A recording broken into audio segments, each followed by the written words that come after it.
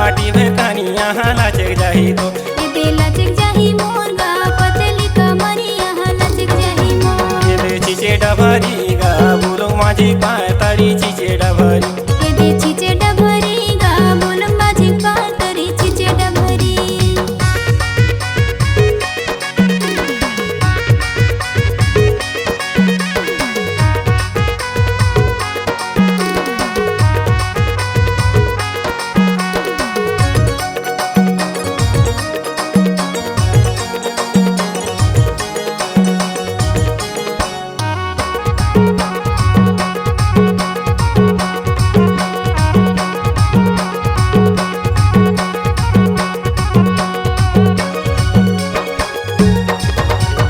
गली गमा के गा ये बारी के गोंदा फूल गली गमा के दे गली गमा के गा ये बारी के गोंदा फूल गली गमा के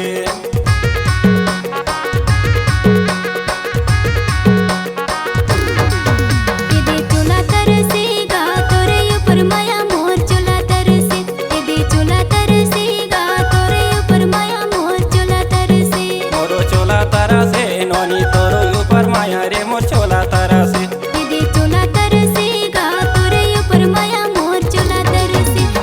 चीचे डभरी गा बुलुंग माझी पातरी चीचे डभरी दे चीचे डभरी गा बुलुंग माझी पातरी चीचे डभरी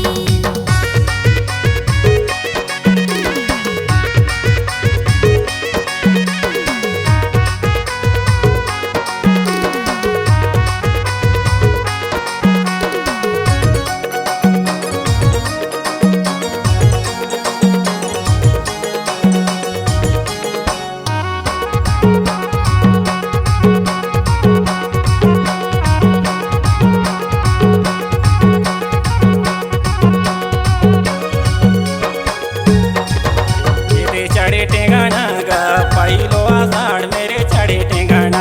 दे चढ़े टेंगाना गा पाइलो आषाढ़ मेरे चढ़े टेंगाना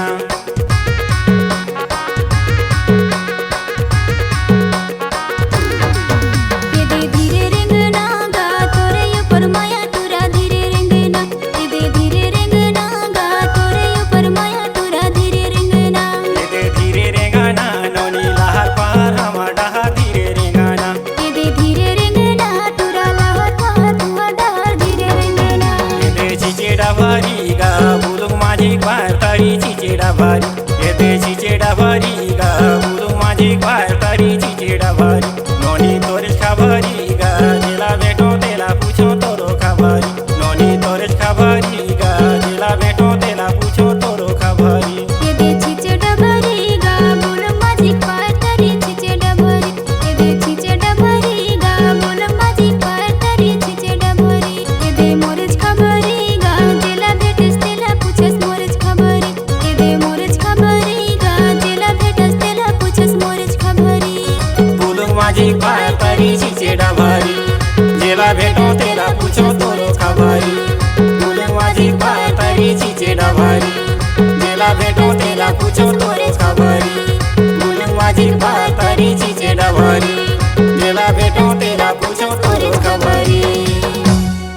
अगर आपके आवाज़ में है जान तो हम आपको देंगे नई पहचान। तो चले आइए digital audio video recording centre Maya music Raghunathpur. Mobile number 6261987043 62 61 98 70 43।